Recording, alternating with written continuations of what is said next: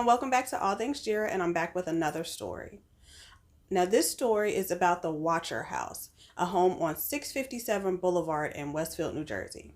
Before I get into the story, make sure you like this video, subscribe to my channel, leave a comment, and please share. Now, Derrick and Maria Broaddus purchased a home at 657 Boulevard in Westfield, New Jersey. They purchased this home in June of 2014. The home was about 3,900 square feet, and they purchased it for around $1.3 million. So this was a really nice neighborhood. It's a very expensive neighborhood. In fact, Maria Broaddus actually grew up close to Boulevard in Westfield, New Jersey. Like I said, the area was very nice. It was very expensive. People said that you knew that you had really made it if you were able to purchase a home on Boulevard because all the homes were so expensive. It was a very tight-knit community. It seemed like everyone knew everyone there. The people that live there tend to spend the rest of their lives in those homes. So Derrick and Maria had made a lot of good financial decisions, and they were able to save their money and purchase this very expensive home.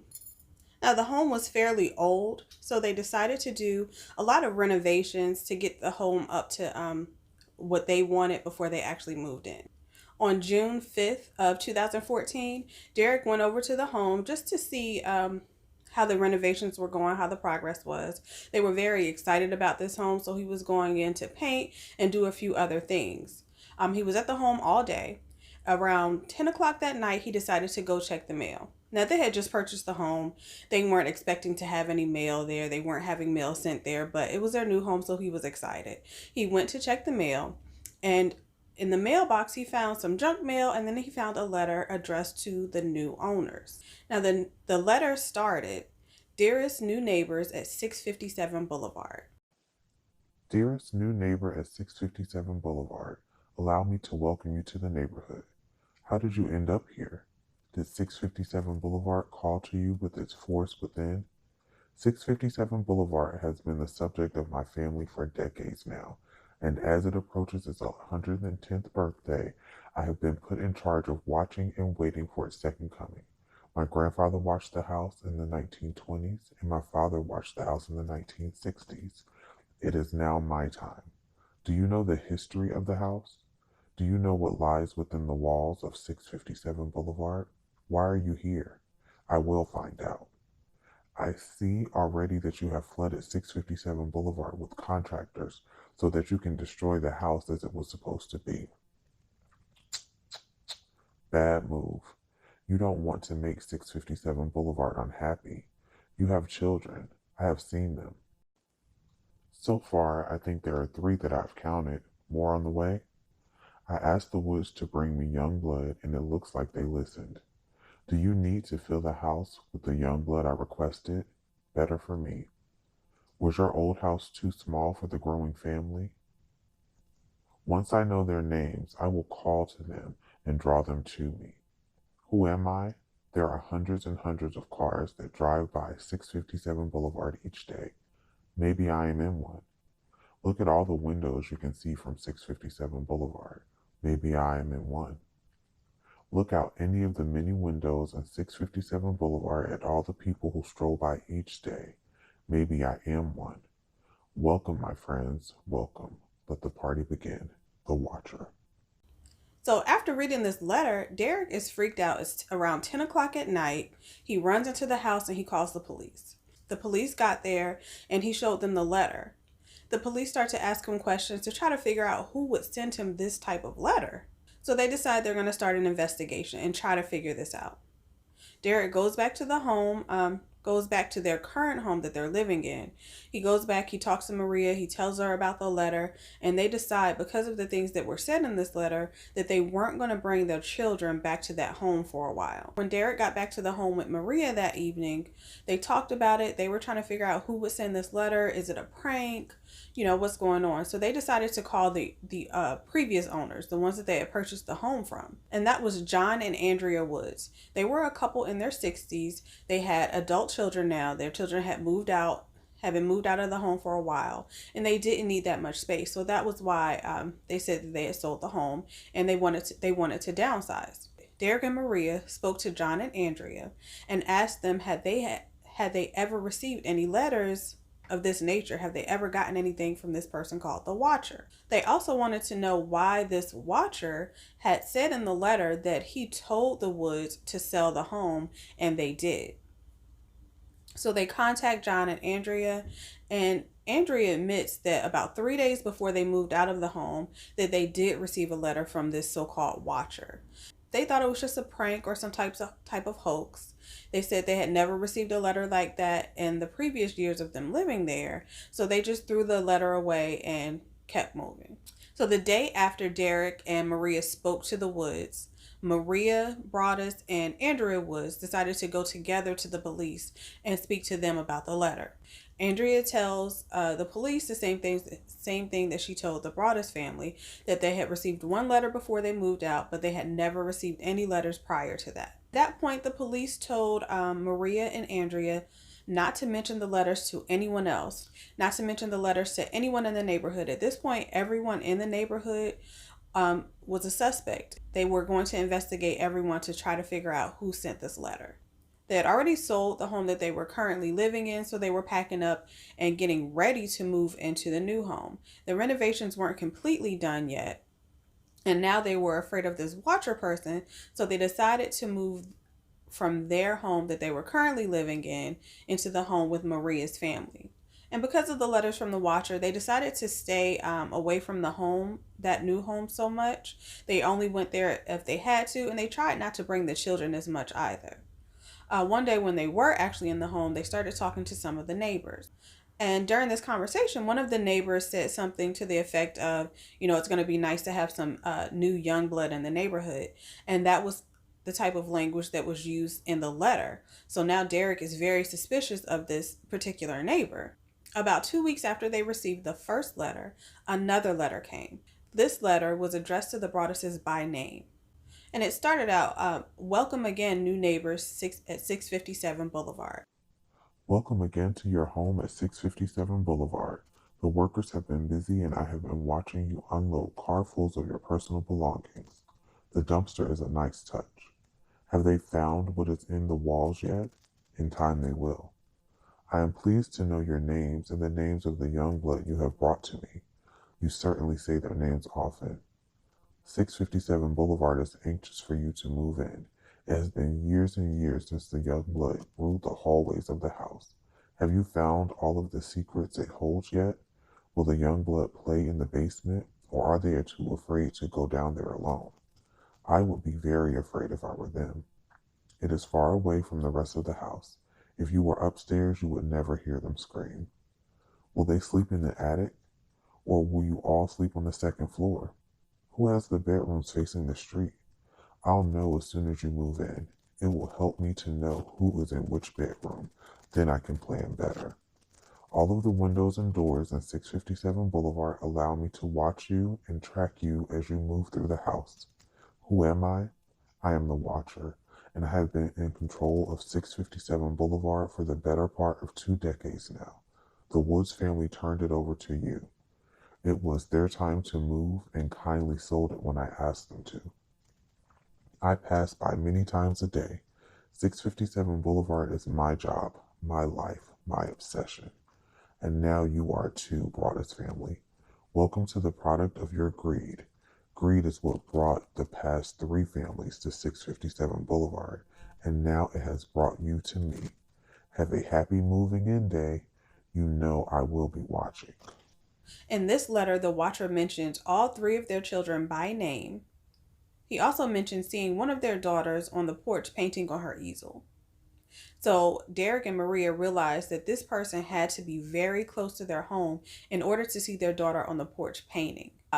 As you heard in the letter, he mentioned something being in the walls. Now, Derrick and Maria did have the walls checked. They had someone come in and check all through the home, and they didn't find anything in the walls. Now, like I said, at this point, Derrick and Maria still weren't living there. They still hadn't moved in, and now they didn't want to move in. They weren't sure if this Watcher person was a real threat or, again, was this a hoax? But they didn't want to take the chance to move their children into a possibly dangerous situation, so they stayed at Maria's parents' home. So another letter came sometime in July. Now this letter starts out with, where have you gone to? Where have you gone to? 657 Boulevard is missing you. The house is crying from all of the pain it's going through. You have changed it and made it so fancy. You are stealing its history. It cries for the past and what used to be in the time when I roamed its halls. The 1960s were a good time for 657 Boulevard, when I ran from room to room, imagining the life with the rich occupants there. The house was full of life and young blood. Then it got old, and so did my father. But he kept watching until the day he died, and now I watch and wait for the day when the young blood will move in and be mine again. 657 Boulevard is turning on me. It is coming after me. I don't understand why. What spell did you cast on it? It used to be my friend, and now it is my enemy. I am in charge of 657 Boulevard. It is not in charge of me. I will fend off its bad things and wait for it to become good again. It will not punish me. I will rise again. I will be patient and wait for this to pass and for you to bring the young blood back to me. 657 Boulevard needs young blood. It needs you. Come back. Let the young blood play again like I once did. Let the young blood sleep in 657 Boulevard. Stop changing it and let it alone. Now, like I said, Derrick and Maria's previous home had been sold, and now they're living in the home with Maria's parents, Derrick, Maria, and their three children. So this is causing a burden on them. They're living in the home with Maria's parents, so of course it's probably cramped. It's not something that they're used to, and it's causing a financial burden as well because they're still paying the mortgage on this $1.3 million home, and they're not able to live there. So they continue to just do renovations. They knew the neighbors were wondering why they had purchased this home and they still hadn't moved in. So they just kept doing more and more renovations to the home to make it seem as though that was the reason they hadn't moved in yet. They couldn't explain the letters to any of the neighbors because the police had asked them not to say anything. So they kept doing more and more renovations, having the home painted and different things like that. So the police are investigating as all of this is going on. They're speaking to neighbors, asking them questions. They spoke to the Woods, who were the previous owners, to find out about other offers that were made on the home. Maybe one of those people that lost a bid on the home, maybe they were upset, and this is why they're sending letters to the Broaddus family. So the Woods told the police there were only two other offers on the home. One of those people had already found a new home and moved in and moved on. The other person had to back out because of some medical issues. So they didn't feel like it could be any one of those people. Now, the third letter that came was postmarked in Kearney, New Jersey, which wasn't far from Westfield. So they figured these letters had to be sent from someone close by. It had to be one of the nearby neighbors. They could see in the home, they could see the contractors coming in and doing all the renovations. They knew small details. They knew the nicknames that the Broaddus called their children. So this person had to have easy access to the home and be close enough to hear the things that were going on in the home and hear the family speaking. This watcher knew how old the children were. So they had to have regular contact with this family. It could be anyone. Derrick and Maria still had not told any one of the neighbors about the letters coming over, but they continued to go speak to the neighbors and try to build relationships with them. And Derrick also wanted to kind of check out the neighbors and see if he could figure out who sent these letters. So in speaking to the neighbors, one neighbor directly, not directly next to them, but another house over, said that Derrick and Maria should be watchful of the neighbors directly next to them, the house that was in between their homes. This person didn't know about the letters, but he just said that family was weird. Now, that home was owned by Peggy Langford. She was a 90-year-old widow that lived with her two adult children. Now, her son, Michael, was about 60 years old. He didn't work, and he lived in the home with his mother. Now, they said that Michael was very strange. Now, that family had lived there since about the 1960s, and they were positioned in a spot that was perfect to see what was going on in the Broaddus home and also hear if, maybe the Broadduses were out in the yard with their children. They could hear everything that was going on from this particular home. So Derrick spoke to investigators and told him about the suspicions about this particular neighbor. And the police actually told him that they did suspect Michael of sending the letters, but they had already investigated and ruled him out. So the police had cleared Michael, but Derrick still believed it could be him. Derrick put up security cameras around the house. He would actually stake out the house He would sneak into the house sometime during the day, not turn any lights on when it got dark, and then he would look out of the windows with like binoculars to see if he could spot anyone walking around the house or coming into the yard or anything like that. They also hired a private investigator. Now, the Broaddus's actually tried to bait those neighbors that lived directly beside them, and they sent them a letter stating that they were thinking about demolishing the home and rebuilding. They were trying to see if another letter from the watcher came would mention this, and then they would know that it was their direct neighbors, the Langfords. No letters came immediately after sending that letter stating that they may tear down the home. The police got some DNA off one of the letters. They tested it and found that it was female DNA. This DNA did not match Maria Broaddus or Andrea Woods. So they started to believe maybe it was Michael's sister that also lived in the home with their 90-year-old mother.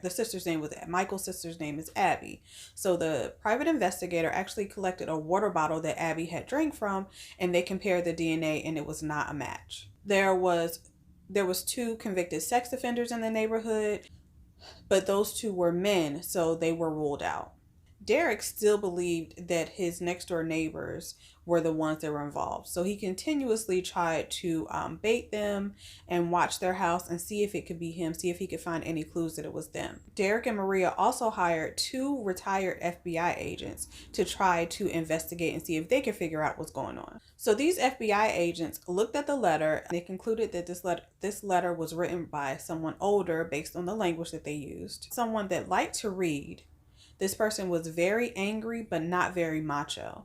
The FBI agents believed that this person would not act on any of the things that they said or harm the Broaddus family, but they also believed that this person was seriously mentally ill. So they could be just unpredictable. Also seemed to hate wealthy people. Now, a contractor has stated that the neighbors behind the Broaddus home seemed a little strange. He said they would sit in their backyard in lawn chairs, which isn't strange, but they would move their lawn chairs right up next to the line between their home and the Broaddus home, and they would face their chairs towards the Broaddus home. So they would just sit there and watch the home and see the contractors come in and out. And this was very weird.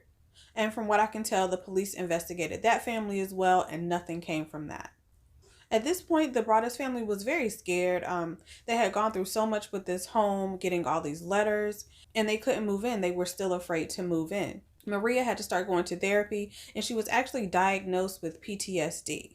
So they decided to sell their dream house. They decided that they couldn't chance moving in not knowing what this person would do. They have children living there, and they didn't want to put themselves in harm's way either. And then they started to think. The Woods family got a letter from this watcher person and still moved out and allowed the Broaddus family to move in. And this made Derrick and Maria pretty angry. So they actually filed a complaint against the Woods family. The complaint stated basically that they knew that there was potential harm to this new family, that they had received a letter from the watcher and they had said nothing and still allowed them to move in, especially with their small children. Now, when they got to court, this complaint was dismissed, but because this complaint went to court, now it's public record and everyone in town knew what was going on with this home, and they all found out why the Broaddus family had not moved in. So because the complaint was dismissed, Maria and Derrick moved on with trying to sell their home, but they didn't want to do to any potential buyers the same thing that the Woods family did to them. So anytime someone was interested in the home or put in an offer for the home, they disclosed everything about the letters, and this scared all the potential buyers away. They could not sell their home. They continued to drop the price of the home over months and years trying to sell this home. They dropped the price lower and lower, and once they disclosed the fact of the letters, people would back out. They did not want to purchase this home. They tried to rent out the home, but again, as people were interested in renting the home, they would also disclose the letters, and people didn't want to move in because they were afraid. They didn't know who this watcher person was. News outlets had picked up on the story. There's rumors going around town. The neighbors started to say things like Maria and Derrick did this. This was a setup, that they were trying to get financial gain out of these letters for some reason. Now, they had put about $100,000 into renovating this home. So they purchased the home for $1.3 million. And now they've put about $100,000 of renovations into this home. So they hadn't gained anything. They've lost a lot of money. Eventually, they found someone to rent the home. They disclosed the situation with the letters. The renters were a family. They had two adult children that didn't live in the home, and they weren't really worried about the letters. But there was a clause in their lease that stated if any other letters came while they were living there, they were able to leave the home with no fault to them. And of course, after they moved in, another letter came. Now, this letter was addressed to the spiteful Derrick and his wench of a wife, Maria. Violent winds and bitter cold to the vile and spiteful Derrick and his wench of a wife, Maria. You wonder who the watcher is. Turn around, idiots. Maybe you even spoke to me, one of the so-called neighbors who has no idea who the watcher could be, or maybe you do know and are too scared to tell anyone. Good move. I walked by the news trucks when they took over my neighborhood and mocked me. I watched as you watched from the dark house in an attempt to find me. Telescopes and binoculars are a wonderful inventions. 657 Boulevard survived your attempted assault and stood strong with its army of supporters barricading its gates. My soldiers of the Boulevard followed my orders to a T. They carried out their mission and saved the soul of 657 Boulevard with my orders. All hail the watcher. Despite receiving the letter, the new family still stayed in the home. So years went by. The family received, I believe, maybe one or two more letters, but I couldn't find any information about what was disclosed in the letter, other than the watcher being very angry that they hadn't moved in, that a new family was living there. Finally, after years, in July of 2019, the home finally sold. But it sold for $959,000. This was so much less than what they paid for it, not including the $100,000 that they had put in to renovate the home, but they sold it for this price. So finally, the home was sold. The family wasn't trying to get media attention. They actually denied interviews from different media outlets. They were actually approached by a TV network to buy the rights to their story, but they denied. Now, the TV network still made a movie inspired by their story, but the movie was deemed different enough that they didn't need to get permission from Maria and Derrick. But I believe last year, Netflix approached them about purchasing the rights to the story to make a movie about it, and they did accept that offer. Now, after the home was sold and it was public record that this home was sold, last letter came to the Broaddus family, to 657 Boulevard. You are despised by the home, and the watcher won. What do you think about the watcher and the letters that were received at 657 Boulevard? Do you think it was one of the immediate neighbors? Do you think it was a hoax? Maybe it was someone in Maria or Derrick's family, or maybe it was Derrick and Maria. A lot of people suspected that they did this for some type of financial gain or recognition, but it doesn't seem to me that they did, because they didn't gain anything financially out of this. Possibly now from this deal that they made with Netflix, but prior to that, they lost a lot of money. The home sold for so much less than they bought it for, and all the renovations that they put in, and they never got to move in. So I personally don't believe Derrick and Maria did it. I'm not sure who did it. I'm not sure if this was a real letter, if someone really thinks they're the watcher of this home. Let me know what you think in the comments, because this one was really weird to me. But that was my story for today. Thank you so much for watching. I really appreciate you all. Make sure you like this video, subscribe to my channel, please leave a comment, and make sure you share. I will see you all back here next Wednesday at 10:15. Bye.